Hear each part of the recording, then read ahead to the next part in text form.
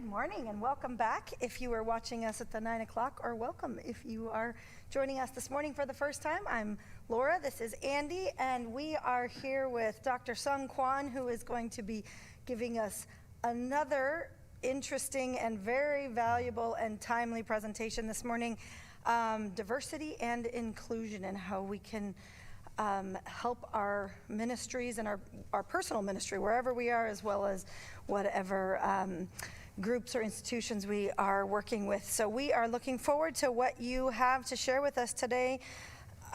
If you have any questions, we would love to hear them. If you're watching on the YouTube channel or if you're watching on Facebook, just put in your questions and we will make sure that they get asked. And Andy and I will be thinking up some good questions to join in too. So thank you so much for joining us this morning. And Dr. Kwon, why don't you go ahead? Well, thank you very much once again. The topic for this session, we're focusing on cultural intelligence development. As I said the earlier session, there are 4 Qs in an IQ, which is academic intelligence quotation, and then EQ, which is emotional intelligence, which means to control your stress and the emotion, and then SQ, social intelligence, which is problem solving, conflict management, and the CQ is a cultural intelligence. How do we relate to people? You know, you look around, your family, your neighbor, your community. There is not one person exactly identical to you. You know, we are all different beings. So we need to learn how to relate to the people outside of yourself. And especially our communities are becoming more urban than ever before. Let me just show you a video clip here for a second so you can see the challenge. Whatever the future holds, it will be an urban world. A majority of the world's population lives in cities, and this concentration is increasing at a rapid pace. For the first time in history, more people live in urban areas than rural areas, and by the year 2050, 66% are projected to be living in cities. Each city is unique, holding the most beautiful and broken aspects of humanity. Urban environments face many complex issues: poverty, crime, and racial conflict, to name a few. With all of these challenges, our cities can end up looking a lot like battlegrounds. Plenty of good people and great organizations work to see these issues addressed. However, they typically work independently, are under-resourced, and are forced to compete with each other. Leadership Foundations sees a problem with this approach, and so we asked, how can we see citywide transformation? The answer? Leadership. Not just leaders. Of course they are critical, but leadership. Incarnational leadership, committed to an entire city over time, is the key to transformation and is the very lifeblood of our organization. Leadership Foundations develops this kind of leadership in our growing network by providing services that equip leaders. There was a little bit of a promotion for Leadership Foundation, but you got the message. Basically, we're dealing with the people. So when people say urban ministry, we're not dealing with the buildings so much, but the density of the population. More people, more opportunity, which means more diversity. Yeah. So it's the inevitable reality we're dealing with. And in dealing with this environment, you cannot just have 1 + 1 = 2 type of engagement. This is actually a theory that developed by Dr. Hayakawa, leader of abstraction. And they said most elementary organizations are at the concrete level. And most innovative and more creative organizations are more abstract. So this is kind of, example. The concrete worldview is 1 + 1 = 2, right? That's how we grew up. That's the a formulated answer we have memorized and based on. But 1 + 1 could be 0. like a chemical reaction. Paper and the fire, nothing, remains, right? All evaporates. And 1 plus 1 could be 1 because it's 1 drop of water, another drop of water, but still 1 drop of water with a bigger mass, you see?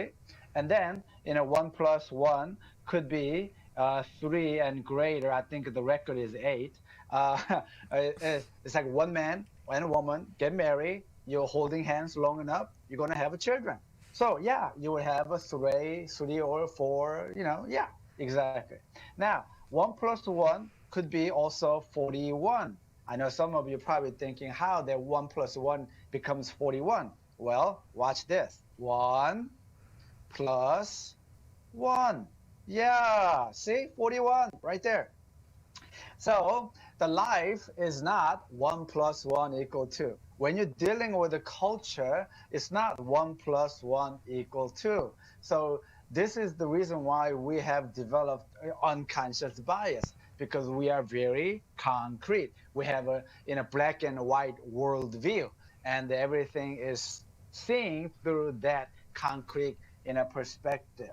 So this is why I said earlier, we really have to develop CQ drive. We have to have interest in people. I'm going to go in depth. So this is beginning of that journey, developing cultural intelligence. You have to have interested in people, language, food, so forth. I have a friend of mine went to Korea as an SM teaching English, and he was there a year, and then he came back. And so I asked him, how was your experience? And he was like, oh, that was good. I enjoyed it. Okay. So I said, did you enjoy kimchi and sticky rice? And he said, oh, I didn't really like it. I was fine with, I had a bread and I had cheese. I was fine. And I was like, you lived in Korea for a year and not enjoying sticky rice and kimchi? That's sinful. It's a heavenly food. But, he never developed interest. And so I asked him, do you pick up any phrases, like a greeting? He said, no, I was teaching English and I didn't have to speak Korean. And so he said, no, I didn't. So did you go anywhere? Did you go to the Busan and this beautiful, palace? And said, oh, no, I didn't. I was so busy teaching, didn't have much time to do any sightseeing. And I was like, what? You were in Korea for a whole year. Why did that happen? Well, because he didn't have any interest in people. He didn't have any interest in language or food. He was there for SM. They call it certain ministry. He was there just doing his thing. That is not good. So you have to really have interested in people, the language and the culture and the food and so forth. Then you begin to develop knowledge-based information. What is the differences and similarities? And then, the awareness, strategy, awareness of yourself and others and the environment, which can lead to CQ action, how you can be adaptable, and relating to the people more effective way. So I'm going to walk you through this, one at a time. CQ drive, as I said, you have to have interest. Now, there are two different major interests. One is intrinsic interest, and the other is extrinsic interest. When you have intrinsic interest and extrinsic interest, you will develop self-efficacy. Now, how that works? Well, the intrinsic interest really strengthening you. You will develop the greater ability how to relate to the people, because you have interest. You exercise because you have interest in healthier living, right? My wife drags me out every day, trying to force me to walk. I don't know why she thinks that's necessary, but she believes that if you exercise, you will have a healthier living. So you interact with the people outside of your comfort zone, you will have a greater understanding and appreciation for God's creation. We are all created by God, by God's image. Hello? We may look different. We may behave different, but nevertheless, we all belong to our Lord Jesus Christ. And intrinsic interest is definitely the benefit of like interacting with the food, and different custom and culture, and then you will definitely develop self-efficacy. This cat is thinking that he is lion. I was I was very confused. Like, when I came to America, I was invited to a colleague of mine to dinner, and he prepared the dinner with the brown rice. And he thought that I'm being an Asian, they will cook brown rice for me. And I was very insulted because brown rice in Korea is for livestock. People don't eat, human beings don't eat, brown rice. I mean, and Uncle Ben's rice. We eat short, sticky, white rice. Exactly. So, but he didn't know anything about that. So he prepared Uncle Ben's rice and thought that I should be grateful. But if he knew that was not the case, then he would actually prepare better dinner. But see, that's the thing. Self-efficacy. When you have interested in people, intrinsic and extrinsic interest, it will strengthening you. So you need to be honest to yourself. How are you? How comfortable are you with the other cultures around you? Examine your confidence level. Do you prefer to work with only people who look like you, behave like you, talk like you, eat like you, or you feel comfortable, among people who are totally, out of your comfort? When was the last time that you went out, eat, and socialize with the people, co-workers, in your neighbors that outside of your ethnic, background and cultural affiliation? Yeah. See, we don't. We hang out with the same looking people. We eat same food. So count the perks. It's a blessing. God created diversity. Our God is a God of diversity. So you need to enjoy God's creation and different language, different culture. And I really think if you begin to do that, you will have a better appreciation for God's word. So you need to ask, to what degree do you show interest in a different culture? If you just don't like to hang out with anyone different than your culture, you have developed high level of unconscious bias. Have you sought out opportunities to work with colleagues from different backgrounds? Whenever I go to meetings, there are a couple of individuals constantly, intentionally, invite people outside of their network because they want to include, their different perspective, different view.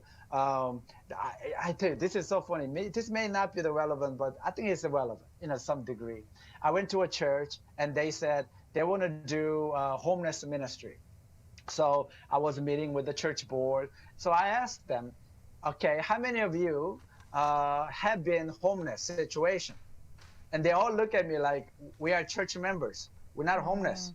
I say, okay, well, then how many of you do know anyone who has been homeless situation?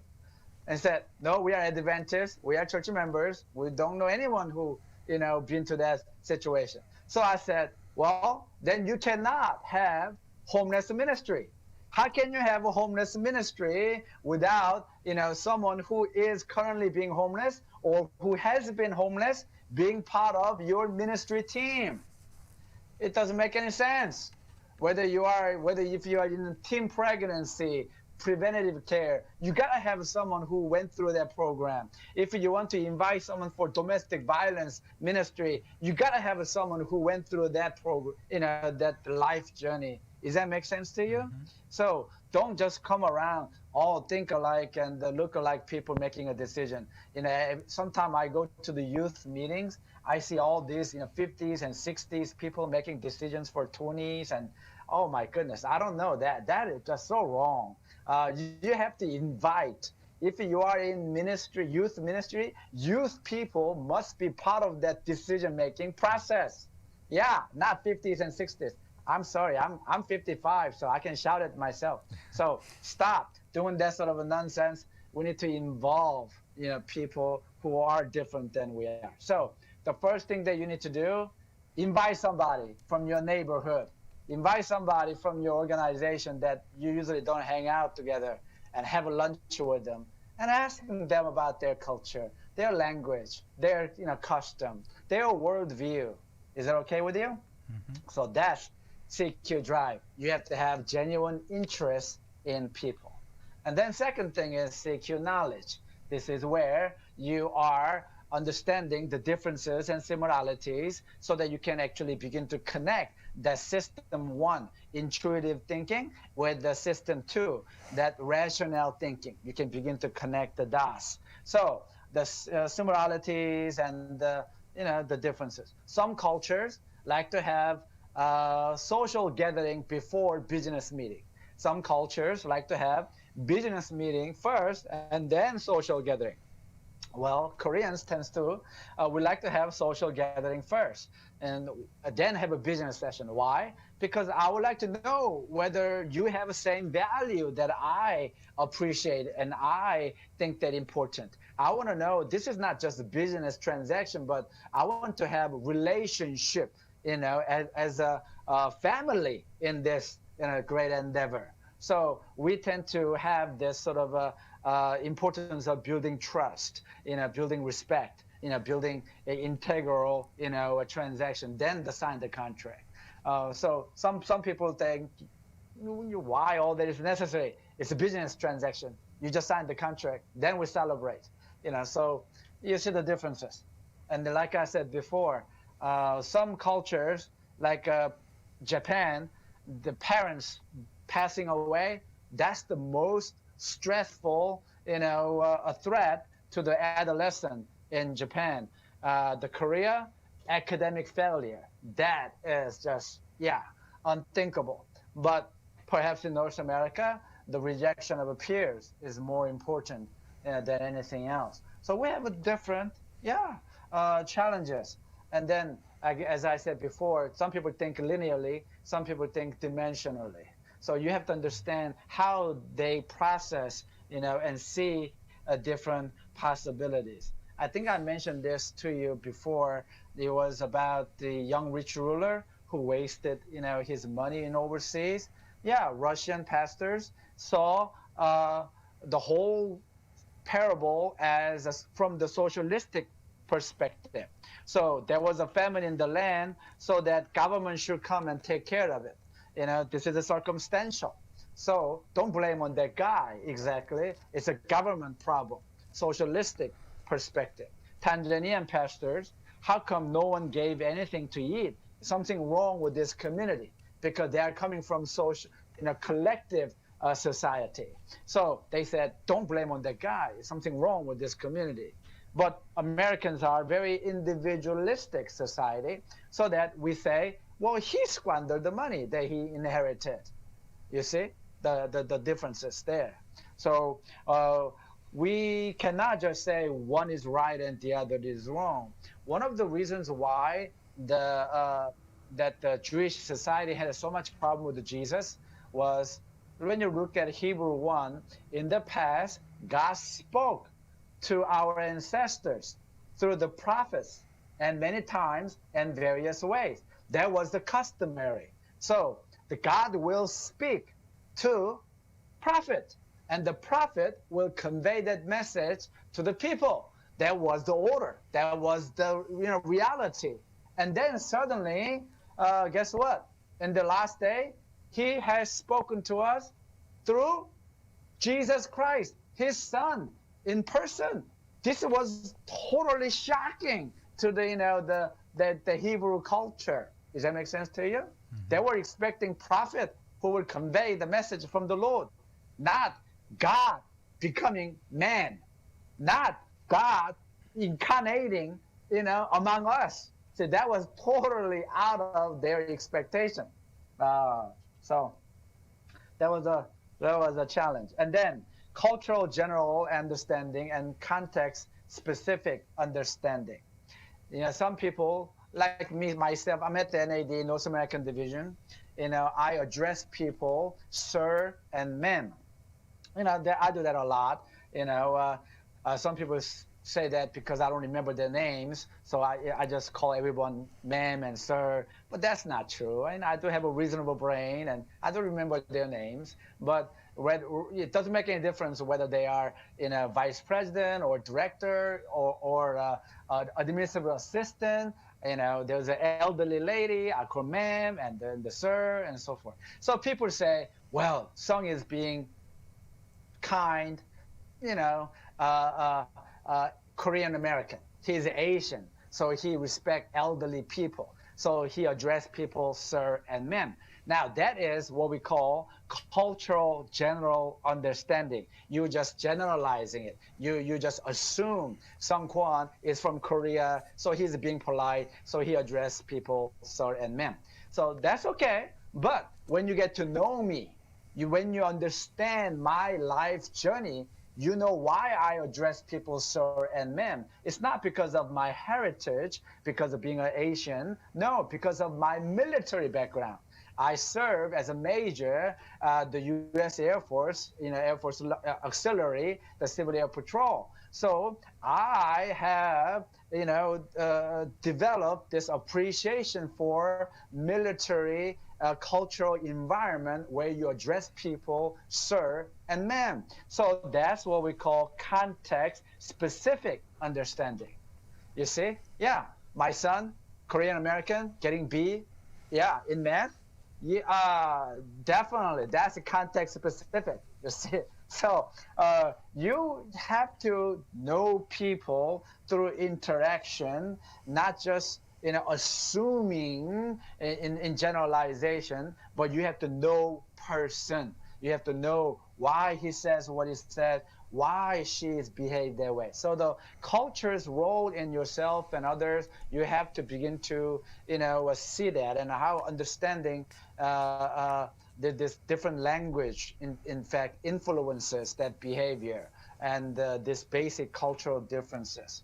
So this is why I said earlier, you have to really not only making a decision based on what you see externally and superficially, but you really have to understand their culture, their life, their journey, their values and so forth. When you ask most Western people, ask them to describe who you are, they will indicate, I'm a doctor, I'm a teacher, I'm a nurse, I'm a pastor. The title and position seem to be major defining factor. So one day, I was with a friend of mine, and the guy in the elevator, and we were in convention, and this guy looked at us and said, so what do you do? And my friend said, oh, I am a photographer. And he assumed that that's his profession, photography as a profession, that he, makes money. And so what kind of company you work for? Are you, so no. I work as accountant. So this guy was now confused. Okay, I thought you said you're a photographer. No. My passion in life is photography, but I have a job that supports my life. My job that brings the money, the bread on the table, is accounting. So I'm a CPA. But when you ask me what I do, that my job does not define me, but my passion in life defines me. So he focuses on being photographer. Does that make sense to you? Yeah, I know. So we have a very different understanding, because we just assume he must be the professional photographer, makes money out of taking pictures. So when we see people on the stage, that's not their life. There is a life behind the stage, right? Yeah. So this is why you have to get to know people. So I'm going to walk you through some of the cultural system these are the basic things, and I may not go over every single one of them, but you have to have some awareness. Capitalism versus socialism. People from the West side, or the Western Europe, tend to be more capitalistic than Eastern, will be more socialistic. So they even interpret the Bible that way. Like Americans, when we're talking about 5 parables, 5, 2, and 1. We look at the guy with the 5 and 2, they have invested well. So we did say, you did a good job. And we look at the guy with the 1 talent, shame on you. You didn't do a squat. You wasted your time and money, not good for you. All right. So that's how we sometimes interpret, even though that's not totally in a complete picture. But it's very socialistic in a perspective. The capitalistic. But socialistic perspective, they look at the same parable and they said, why can we, 5 and 2 and 1, come together? Instead of individually investing, why can't we come together as a community of believers so that guy with the more knowledge and resources and the capacity can assist people who are less fortunate, less educated and the less resourceful. So we are all mentoring each other and coaching each other. So capitalism is about the value sharing. Who gets the bigger portion of the pie? Yeah, that's how they see the problem. That's how they approach the problem. But socialistic is not about who gets the bigger portion of the pie, but can we enlarge the pie all together? So so everyone will have a bigger portion of the pie. Does that make sense to you? Yeah. So when I see the conflict between U.S. Government and the Chinese government over this conflict issue on trade and other stuff, you see those different values crashing. You see most American in a government, the congressmen, they have a lawyer background, law degree, majority of them. And then Chinese government leaders, majority of them have engineering degree, you see? So the people with the engineering degree, with the socialistic view, crashing with the people with the law degree from the capitalistic worldview. You see how they are not, seeing eye to eye. And of course, we get frustrated. How come they don't understand what we are saying? Because of different perspective, different values. And the kinship versus family, a nuclear family. Came to America, and I asked for health insurance for my family. And this guy gave me an application to fill out. As there was a wife and husband and the children. So I said, I need health insurance for whole family. He said, this is it. This is the application for the whole family. I said, no, where is a place that I put my parents' name, my father, my mother? You see, I'm from kinship culture where you include my parents as a family. So when I say family, that including my parents and my wife and my children. But America is very much of a nuclear family. Your parents are not part of your health care. It's your wife and your children, you see. So we define family differently. I'm not saying one is better than the other. We just have a different value, different worldview, different perspective. So when we're able to see how we frame family, how we acknowledge a family, then we can relate better. So family doesn't mean just you're nuclear. And education, some culture, Korea, formal education is critical important. But you go to Africa, you learn from your grandfather, you learn from your wise man in the village. It's okay. Your family members are contributing, mentor and so forth. But some cultures, no, unless you have title and position, diploma from recognizable institution, all your knowledge doesn't count, you see. So you have to understand that. And then in legal systems, some cultures are formal, some cultures are informal. Guam, Micronesia became part of North American division. So I had a privilege to visit a number of the islands in this Micronesia. And I heard a very interesting thing. So let's say you're driving your car, and over there you will see dogs and sometimes the pigs just running around, on the street. Lots of dogs for sure, and even sometimes children just running around. They on the same road in a bicycle, car, you name it, and sometimes they get some accident, and you might kill dog or kill pig, or sometimes kill child. So instead of taking them to the court and looking at the severe sentence that you'll be behind the prison bar, some of these islands, their culture is very informal. So if you kill my pig, and then you got to give me a pig, yeah. So it's like a trade system. So you have to do something to satisfy my loss, instead of going to the a formal legal system. And they were okay with that. And I was like, to me, that was like, no, that's not okay with me. No. But hey, that's their culture. So it was very interesting. And religious system, as I said, we are very rational. Seventh-day Adventists, we are very rational. We are very structured.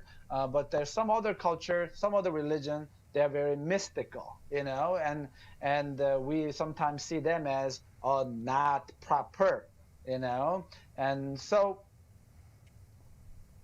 I don't know who could be right and wrong, but solid and fruit, artistic. People in solid environment, they prefer the clean and tight boundaries, emphasize the precision and straight line. This is the concrete sequential worldview and the cultural behavior. And the flute society is like, well, if we don't finish this thing today, we finish it tomorrow, and they can keep adding on the house as they need it. The streets can be developed as we need it. The way it needs to be. I mean, just anything goes, and they're comfortable with their life and so forth. So these are some sort of the basic things that we're talking about. But I'm gonna just go over with you a few more. I hope you have any questions so far before I go continually on this one. Do we have any questions regarding so far what I just shared? Well, I have. It's not, yes, it's a little bit of a question. It's kind of a funny one, but I'm serious. Do you eat brown rice now, or still is that like a Korean thing that you won't eat brown rice because that's for cows? Because you know my mother, and I was raised very healthy, so we always had to eat brown rice. So I'm thinking, oh my goodness, if I ever have you over, do I have to have white rice? No, brown rice is good. Brown rice is good. Phew. The Uncle Ben's rice, Uncle Ben's rice is different. Yeah, the Uncle Ben's rice does not have any nutritional value. Okay, so as long as it's nutritional, it's okay. All right, that was only my question. I have a question. And not all Asians eat sticky rice. You know that, right? Only Koreans and Japanese eat sticky rice, and other Asians are long grain, very dry rice. Yeah. So not all Asians are equal. Yeah, exactly. That's true. I love sticky rice, just so you know. I actually order it whenever I go places. Yeah, it's really delicious. It is really good. Yeah. So I'm all with you on the sticky rice. All right, sorry, back to the subject at hand. No, it's okay. I had a quick question. Pastor Andy, you had a question? Yeah. So I'm going to backtrack just a little bit to your presentation from early in the morning to cultural intelligence. I'm familiar with the thought of, we could be in a position where I don't know that I don't know, and then going to I know that I don't know. And I think everything that we're talking about with the cultural and the CQ strategy, it's so valuable. It's really good. And I think, it's very valuable to many of us in our churches. But I started thinking, how do we get from I don't know that I don't know about cultural strategy to I know that I don't know? Is there a way for individuals or for churches to assess themselves, saying, hey, is my church or am I culturally intelligent? I don't know if you have if that makes sense. If you could clarify. Okay. Oh yeah. Actually, there's I'm gonna show it to you later. Okay. There's resources that I'm gonna share with you, and one of them is a cultural intelligence kind of survey. is analysis that you can good. do. I mean, there are a number of tools out there. You can just, I mean, these days you can Google, cultural intelligence, the measurement, and you can see all kinds of tools out there that you can use. But yeah, it is helpful. So you understand, whether you have a high level of self-awareness and a high level of awareness of others, and also awareness of your environment. That's the key factor. Sometimes we focus on awareness of yourself, and the spiritual gift is good, but how do you utilize that spiritual gifts to people around you? So in order to apply your spiritual gift, you have to understand the people that you work with, you encounter with, you deal with, and then what sort of environment that you are interacting. Are you in socialistic environment? Are you in military environment? Are you in corporate environment? So environmental awareness also key factor. But sometimes we don't understand that like 5,000 feet high view. So let me continue this journey, so they will help you a little bit better. Yeah, thank you. Individualism versus collectivism. Western society tends to be more individualistic, like Anglo, Germanic, Nordic, Europe. They are very individual. And collective society, mostly the Europe, the Arab and the Asia, Latin America, South America, even Sub-Saharan Africa, they are more collective society. So this is an interesting thing. I was flying before COVID-19. I don't remember now flying anymore. Anyway, I'm sitting in the middle seat, and there was a guy on the window, and there was a lady on the aisle, and I'm in the middle seat, and this guy or this lady was asking this guy in the window, so where you from? And this guy, looked around. Oh, I'm from America, and I'm just kind of laughing a little bit internally, because I knew what's going on. This lady was like, which America? And then this guy is saying, I'm from United States, America.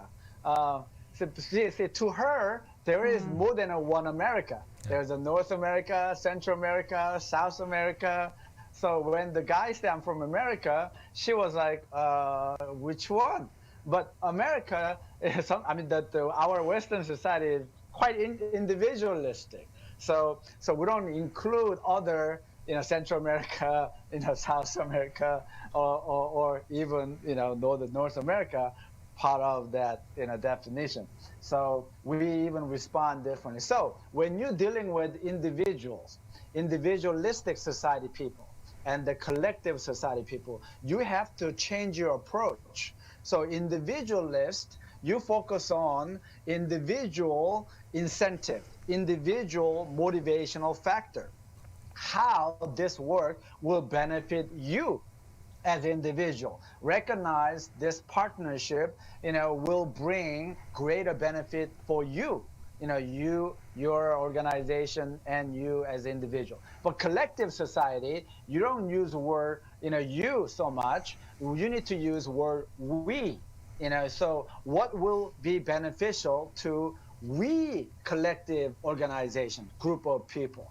And their collective society tends to focus on more of a long-term relationship development with long-term commitment.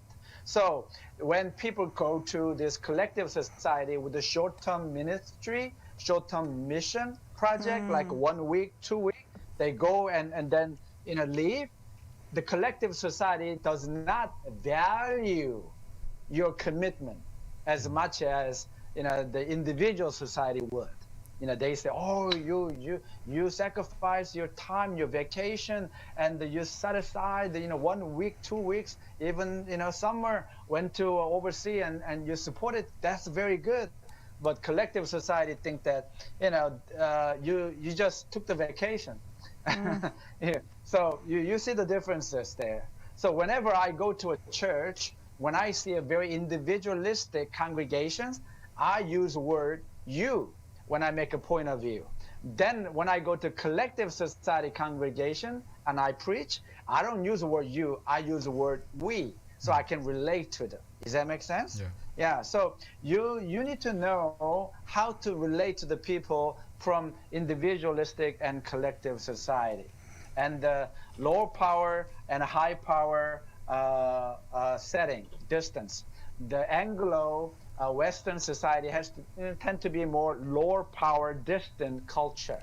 And then the Arab and Latin America, Southern Asia tend to be high power distance. But this is military high power, right? Ranking, superior officer, subordinates, and like my colleagues call North American Division President, Elder Dan Jackson. Now we have a new president, Elder Alex Bryan, and praise the Lord.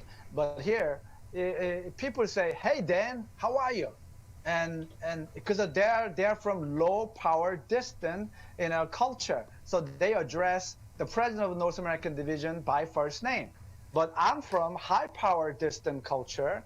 I will never, ever call the president of North American Division by first name.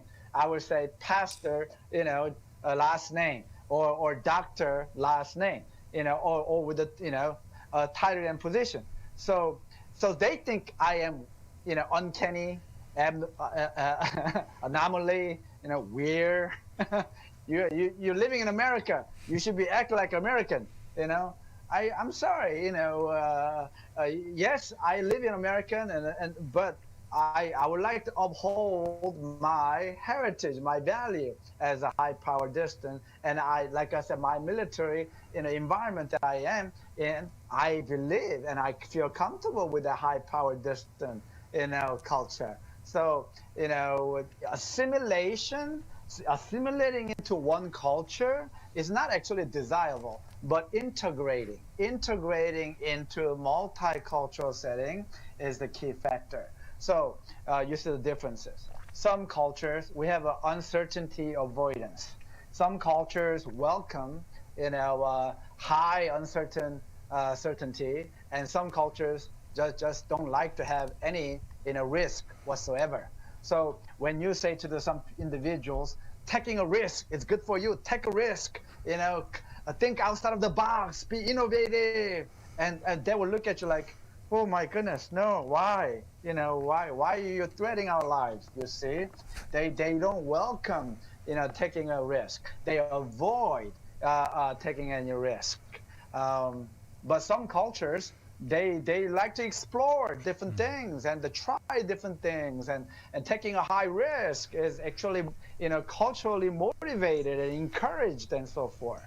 So let's say you are working in lower uncertainty avoidance environment. You go to the work where people are, constantly challenging you to think behind the box and, pushing your envelope. Then you come to church where church behaves as very high uncertainty avoidance. Same old, very much analog age instead of digital age. And, we dare not to change anything. You cannot move your piano from the left to the right without, splitting the church. Yeah, you're going to have a hard time in that environment. This is why there are a number of people, I'm going out of the church and plan our new church with the like-minded people.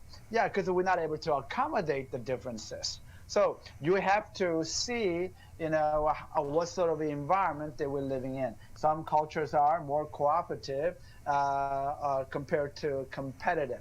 As I said, Korea is a very, competitive, society, but we have actually pocket of Nordic Europe, like Sweden and Norway, and even though they are Western society, they are very cooperative, society. So not all Europes are one thing. That's remember that cultural generalization.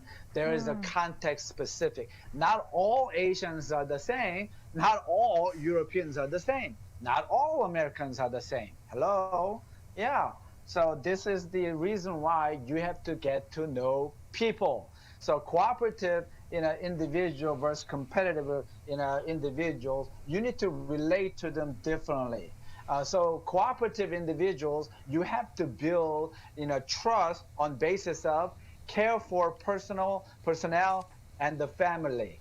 But the competitive individual society, you build trust on basis of result, the end product that you deliver, tangible, recognizable. So establish a relationship before completing the task. That's a very cooperative society. Completing the task before building the relationship, competitive society. Remember that I mentioned earlier? Some people like to have a contract first, then have a social gathering. Some people like to have a social gathering first, then contract later. Yeah, that's the differences. So you have to know, how you relate to people from cooperative and competitive society. Time orientation. This is actually quite a learning curve for me in many ways. I grew up with Confucian, Asia perspective. Okay, then I grew up in American society where very much time oriented instead of being event oriented or being oriented. Let me just give you an example. My wife and I went to this island, this country. The country is actually divided. North is the French territory, and the south is the German territory. I think some of you probably know where I'm talking about. But anyway, I went there, and the guy said, "I'm gonna come, later and pick you up." So I'm saying, "What time?" Because I'm from America. Time, oriented culture, so short term, right? We things in segment. So what time? And he said, "Oh, after lunch." So I said, "What time after lunch?" Around about, after late afternoon. I was like, after lunch, late afternoon. What time? And so finally he says, "Oh, around about 5 or 6." So my wife and I, we were outside of the hotel 4:30 because he said 5 or 6. So we don't want to be late for our appointment. So we are there at 4:30 waiting for this person to show up. And finally, he did show up at 7:30. It was not 5, it was not 6, it was 7:30. And then he was like, "Why are you waiting outside here? You should be inside your room and enjoy air conditioning, enjoy, relaxing. And why you are outside?" You see the differences there. And time was different. They were very event oriented. And but I grew up in America with a short term and very doing culture. So I responded differently. So when you're dealing with the people with the short term oriented individuals, yeah, you need to set aside a quick wins. Something that we can accomplish right away. You need to have immediate, tangible, result. And you need to focus on what we can do right now here. And then when you're working with the long-term oriented individuals, you need to talk about future, not this generation, but our children's generation, how our decision will make a difference in our children's, environment. Emphasize on long-term. So this long-term oriented individual society, they tend to focus on like a 2030, 2050. I hear some countries working on 2050, a strategic engagement of their, country. But the short term, we don't see that 2050, maybe 2025, will be long enough, you see. So you would have interaction with that sort of differences. And I'm going to go here, being and doing culture. Let me just give you an example. Maybe this might be easier for you.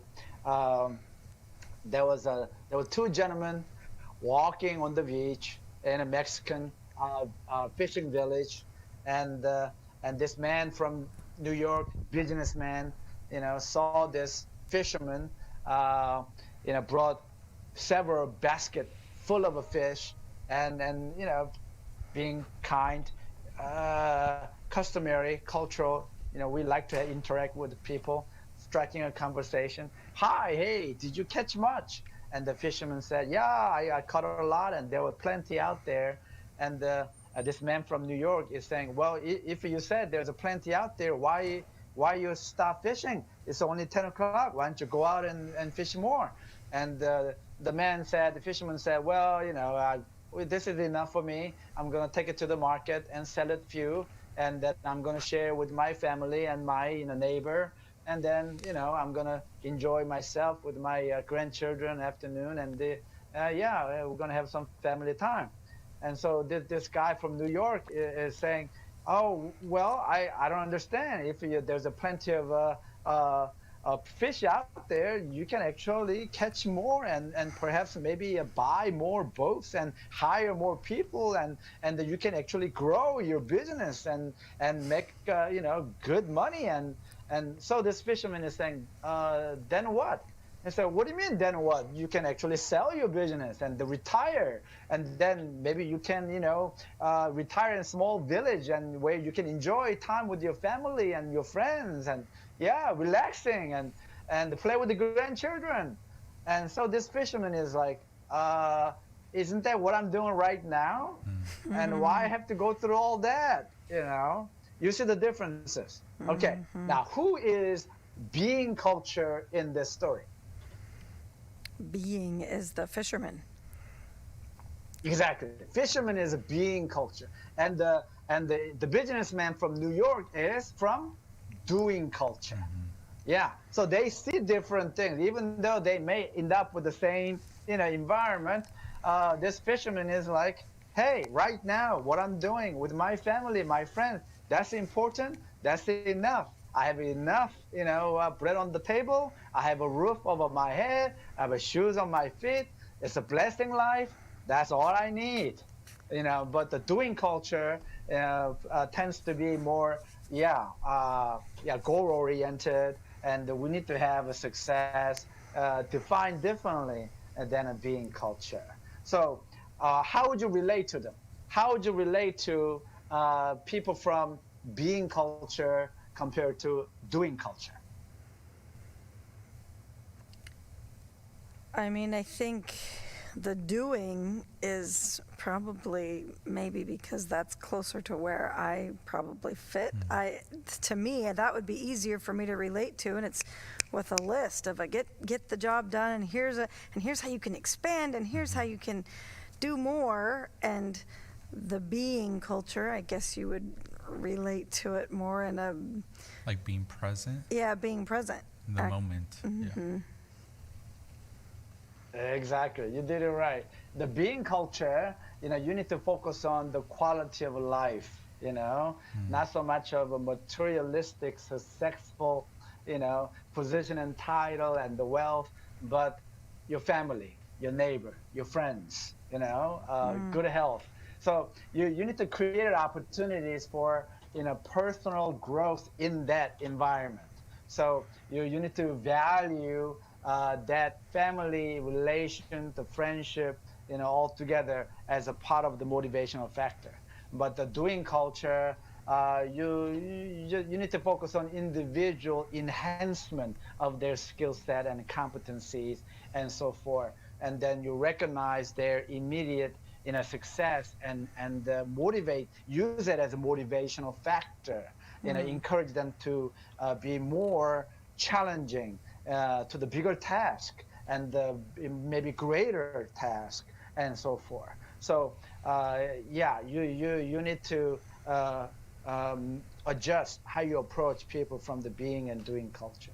So this is all part of the knowledge-based information. Oftentimes, we have this, one-size-fit-all type of behaviors. One-size-fit-all type of, policy enforcement and relating to the people and so forth. But there's a difference between rice and beans and rice. It's not the same, but sometimes we think it's all rice and all beans, but it's not.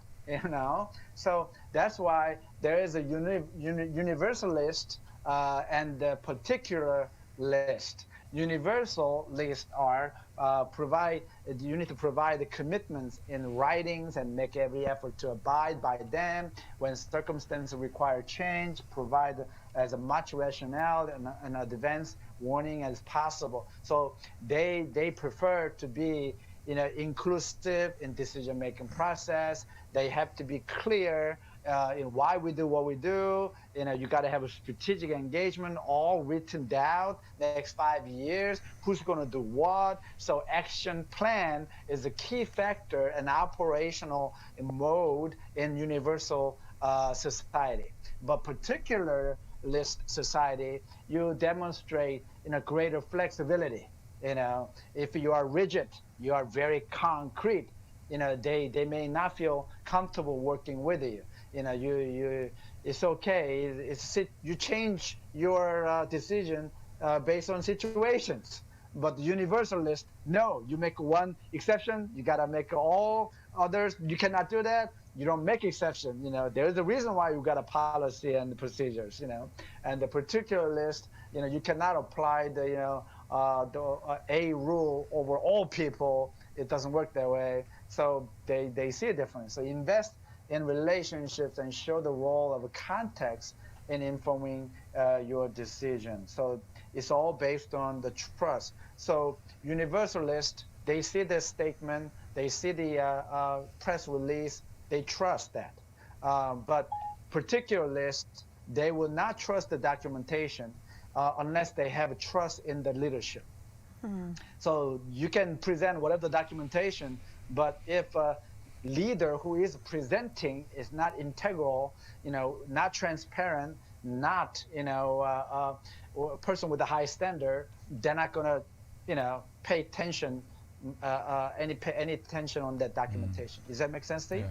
Yeah. So that's sort of thing. And then neutral, versus effective individual. Neutral. Asians tends to be very neutral. We manage our emotions and we regulate our body language. Even I grew up hearing men only cry 3 times. When you're born, you cry. When you get married, you cry, and then when you die, you cry. That's only 3 times that you cry. That's how Asians are. That's context specific, or is that a general? But anyway, but the affectionate society, they're very emotional. They love to hug and they love to speak loud. And then you go to worship service, like Afro-American, or Black American, or even Caribbean American. You go there. Their worship service is very much alive. They shouting at you and talk to you, and you don't need your sermon manual after 5 minutes. You just go with the Holy Spirit. It's okay. But you go to neutral, worship service environment. You have to be very, logical and constructive, and you gotta follow the order of the service, and so you have to adjust yourself. So whenever I go to a different setting, even though it's the same sermon, I preach differently. So because you have to relate to them. You need to relate to the affectionate society versus neutral society. You cannot just say, well, this is how I preach, and you need to learn how to adapt to my message. No, it doesn't work that way. We need to relate to the people that we are conveying the message. And the last one here is monochronic versus polychronic individuals. So monochronic is provide follow through expectancy when possible to build trust.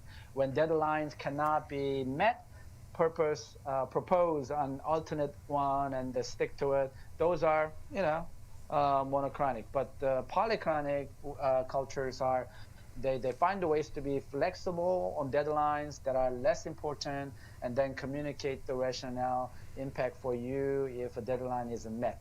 So I'm from monochronic. So when I travel to overseas, doing the workshop, when they say 5 o'clock, I'm there like at 4:30 at least, and then trying to figure out the sound system, the podium, make sure everything is okay. But the polychronic society, even though meeting begins at 5 o'clock on the paper, they don't show up until 5:30, but they want to finish it on time. And so I get frustrated, being a Korean American, time is very sensitive to me. We begin on time and end on time. But some other cultures, time is not, the first and foremost important issue. If we don't finish it today, we do it tomorrow, type of attitude. So you see the differences. So we have to have that knowledge-based information so we can relate to the people.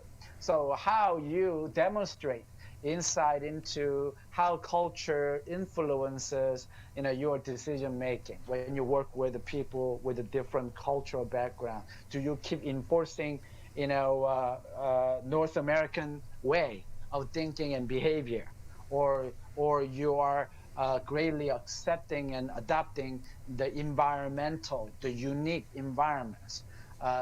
Can you describe the basic cultural differences that exist among the cultures where the organization works? So if you are in the Gladstone, Oregon, I'm sure you have some Indians. You mentioned about the Indian restaurant, and then Hispanics and some Asians, and all different cultures.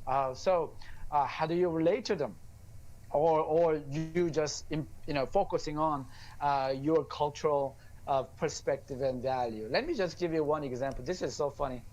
I'm sorry, this is actually painful, but where I live, about 20 minutes from where I live, we have a Langley Park, and this Langley Park is about 95% El Salvador, people who came from El Salvador. So in the beginning of this, community being developed by the El Salvador, people just cross the street anytime, anywhere.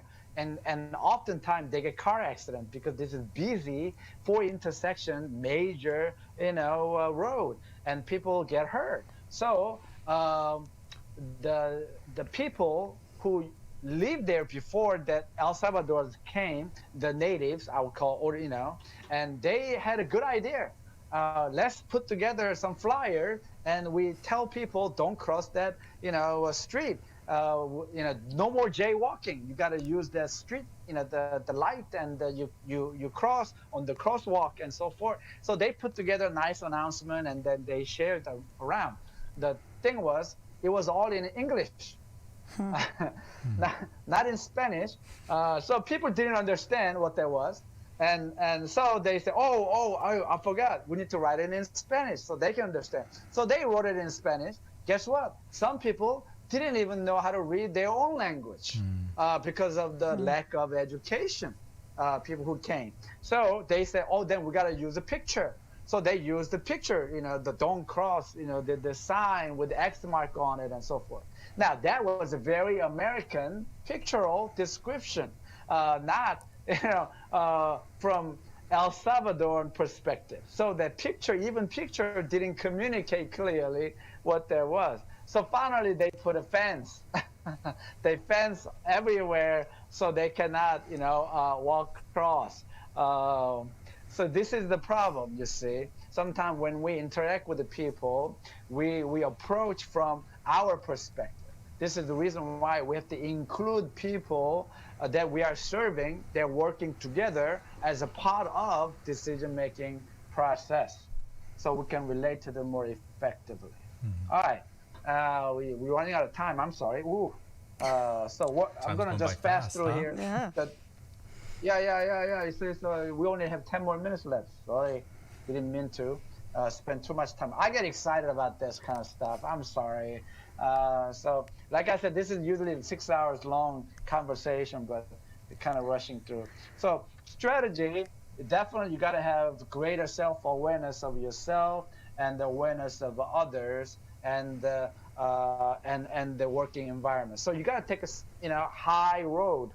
You got to have a 5,000 feet high perspective. You cannot just looking at things from your own, ground zero level, your own perspective, your own world. Let me show you a picture like that. What do you see?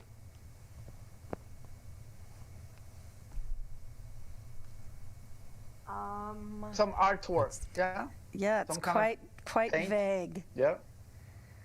Yeah, yeah. It's And like a then field bring it down. Field of flowers. Yeah. And what you just saw was a part of this picture, Renee, right? And then right there, that was what you saw. So sometimes you have to have a micro view, but you have to have macro view. Does that make sense to you? Yeah. Yeah. So you don't just look at everything from your level of a perspective through your own, culture, your own custom, your own. Yeah, don't do that. So take a step back and see bigger surrounding, broader surrounding, and then action is definitely a verbal and non-verbal. How you adapt. There are cultures that they will not do any handshake. I mean, this was actually quite embarrassing for me when I went to Lincoln, Nebraska. We have a Good Neighbor Community Center, and they have over 10,000 Syrian refugees, and there was a full-time caseworker at ACS Center serves that community, and this lady is from that Syria. And so, I mean, like good American, I'm trying to, give her a hug. It's like, she said, no. So I said, okay, handshake. She said, no, only my husband touches me, So I should be, good Asian and just do this, right? And, but I forgot, where I was. So you need to understand, what is allowed and what is not, acceptable. And in that context specific environment. This is why like I said, you have to be not only, it is important for you to aware of yourself, but aware of the surrounding, aware of their, culture. And it depends on how you speak. Oftentimes we say, it's not what you say, but how you say. Yeah, some people say, run the budget report. I want you to run the budget report. Or how about running a, report for me? Can you run the budget report now? It all different. Even though you are asking the same thing, but depends on how you, communicate. People see it differently. So some culture, it is okay to have, more commending, high, directive, and high power engagement. But some cultures, no, you got to ask their consent. I work with a number of colleagues. Every day I interact with them, but I don't put my rank or title, and I don't tell them, do this. I say, what if we consider, do this? Would that be okay with you? You got to have inclusive, decision-making process, because that's the environment that I am in. You see. But when I go to the Civil Air Patrol, they will tell you this is what you need to do, and then you just say yes, sir, and just do it. So I need to be adaptable, where I am. Am I at the church? Am I at the Air Force, Civil Air Patrol? So how can you alter your communication for various contexts? How can and do you demonstrate flexible negotiation skill in different environments? How you relate to, and to what degree you demonstrate your behavior when working with the people and projects in different cultural contexts. So that's pretty much what I'm gonna say. Like I said, this is seek your drive. You got to have interest in people, and then seek your knowledge. You got to know the differences and similarities, and seek your strategy, the greater awareness, and then seek your action. How do you apply? So some cultures, it's okay for uniformity of command. That will work. I'm in the Air Force, as I said, chaplain. So uniformity of command works in that environment, and I'm very comfortable with that environment. But in the church is more of a unity of effort, right? We have differences, we have different perspectives, different values. We're all coming together to serve God and God's people. So rather than uniformity of command, we have to have unity of effort. Does that make sense? Mm-hmm. Right. Mm-hmm. So there are a number of resources out there you can tap into. But if you type cultural intelligence, you will see numerous resources out there. I really like Dr. Dave Livermore. I was certified with unconscious bias certification program. So of course I do have a conscious bias, but yeah, there are a number of books that you can actually tap into. And one of our leadership program at our, you come to our website, communityservices.org. We have 4Q development, 4Q leadership development. This is what it looks like. This is on our website. I'm sorry, this is it. Where are we? No, this is it. Okay, go.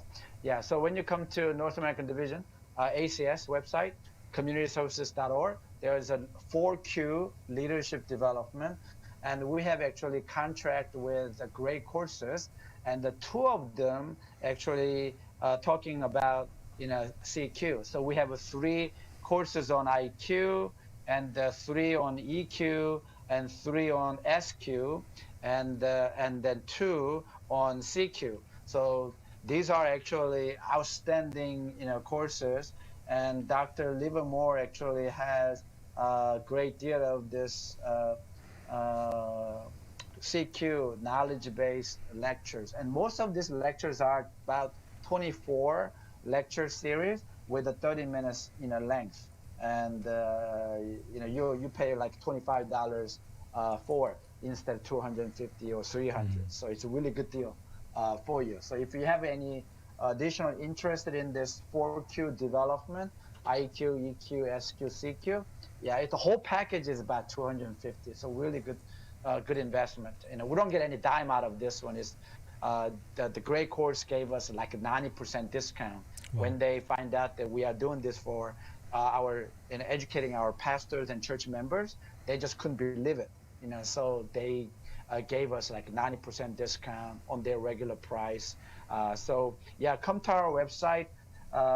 This is our website, and communityservices.org, and click the education, and then click 4Q, and then it has all the great description. In fact, you get CEU, continuing education, 3 CEU from Andrews University. So if you need like a teacher or medical personnel, you need a CEU, yeah, take advantage of this. You will appreciate that.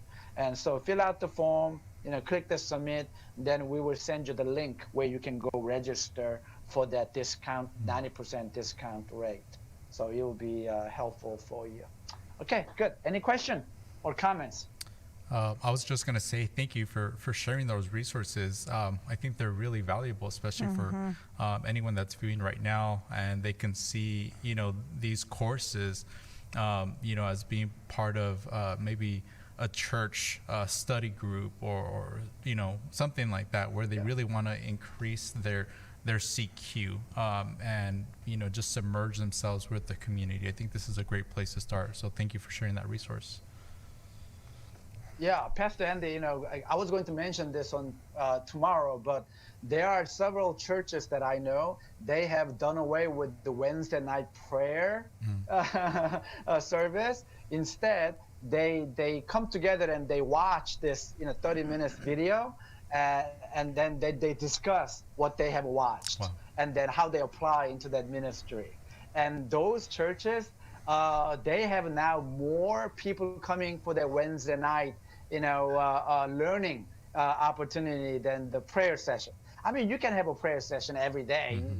The Wednesday is not a sacred day, So I am very encouraged by those innovative, approach. So, you have this learning environment on Wednesday night, so you can use these videos for that sort of dialogue and interaction. Yeah.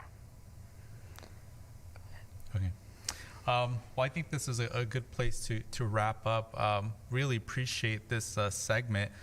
Just kind of looking at the comments, there's great discussion from the YouTube side. I know Laura is kind of following the Facebook Live, and people are just kind of admitting like, hey, we've gone to different countries and we've noticed as well, like we actually have a low CQ as well when it comes to interacting with people. And I'm one of them as well, where we've had a couple, interesting interactions. But very valuable, and a big takeaway that I got is, sometimes we just need to listen and follow Jesus' method of just being with the people, listening and understanding where they're coming from. But there's so much more that you brought up, and so thank you so much. Tomorrow we're going to continue our segment with Dr. Kwon, which is actually titled Performance Measurement for Effective Ministries. And so something that you're interested, please join us again tomorrow. And that is at 9 o'clock in the morning. And then we'll take a 15-minute break and then go into the second interactive panel at 10 o'clock in the morning. So from Laura and I, thank you so much for joining us, and we look forward to tomorrow. Thank you very much. Appreciate it. Have a wonderful day, and hope to see you again tomorrow.